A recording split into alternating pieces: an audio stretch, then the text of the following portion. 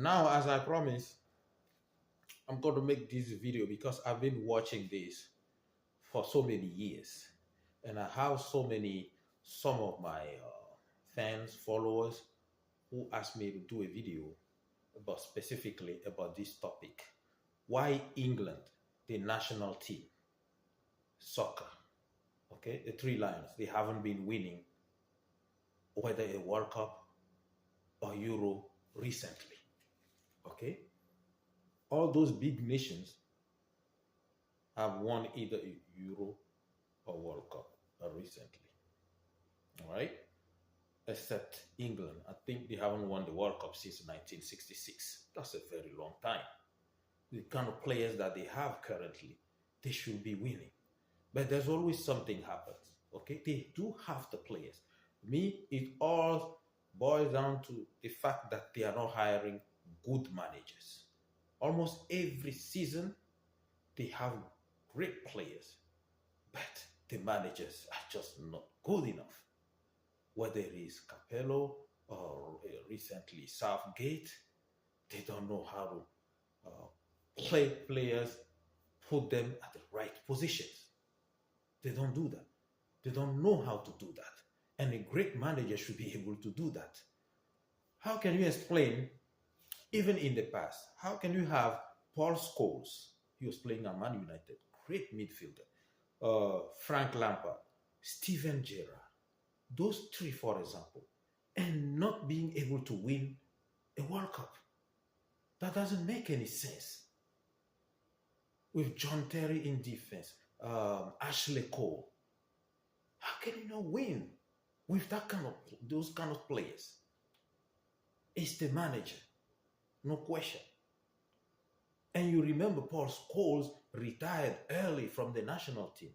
I think that's why he said that he did retire, because a lot of players on the national team, they were not playing hard enough. You know how Paul Scholes is.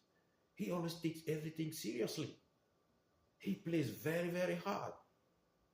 Was an iconic player at Man United, no question. Even when he see him recently commenting, the way he talks about his former club, it's like he's in pain. Like seeing the kind of players they have currently. Back in the days, they were making less money and they were playing very, very hard. And it's complete opposite nowadays.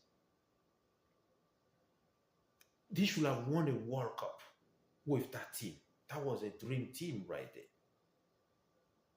And also the 2018, I think it was 2018 World Cup. Harry Kane, yes, he was a striker. You have Jamie Vardy there. You should have been playing both Harry Kane and Jamie Vardy. Why was Jamie Vardy on the bench? He was on fire with Leicester on that season. But he was sitting on the bench. And you see Jamie Vardy retired after that. And the problem is, every time all those great players are retiring, it looks to me like they are not, like the federation or the manager, they are not making an effort to try to convince them to come out of retirement. Those were great players. And again, this Euro, you saw it, you have Watkins,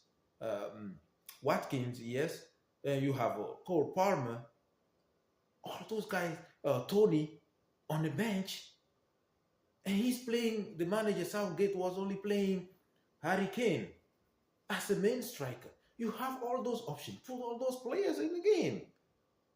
Start to play two strikers. What's wrong with that? They are completely two different players. Harry Kane, yes, he hustles, he high presses, but he's not a finisher. Put somebody else who's a finisher with him. Cole Palmer will have helped. He came off the bench, but he was late. So these are the kind of stuff England need to work on. So to answer most of people's question, how come they haven't been winning? It's just they haven't had a good manager. Simple as that. You don't need to go any further to find the answer. That's what it is. And hopefully they will take the time and then find a better manager. Okay, who will have different options, play different players at different positions, switch things up a little bit. Everybody's always trying to figure them out. They always going to play Harry Kane. It's the same system over and over. Playing Alexander Arnold, who I didn't think should be making the team, playing him at some point from right back to midfield. And you saw him, the manager realized later on he made a mistake and he started benching Alexander Arnold. He shouldn't even have been on the team. Henderson should have been there. Okay? Even though he played at Ajax, but he should have been there. So that's my intake of it. And another thing too, England should be avoid doing is just instead of just focusing on teams like selecting players from Man United, Man City, Arsenal, Tottenham, okay, Liverpool.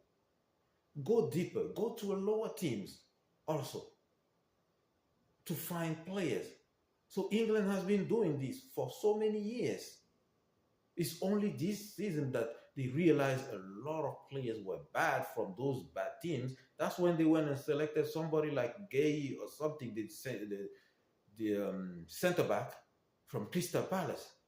And he was a liability too, making many mistakes.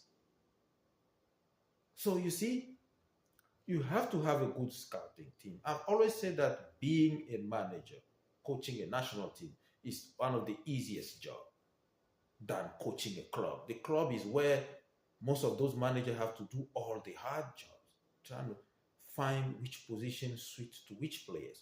But when you're a manager, the players you already know which position they play in before you call them on the national team. You just need to put them there. That's it.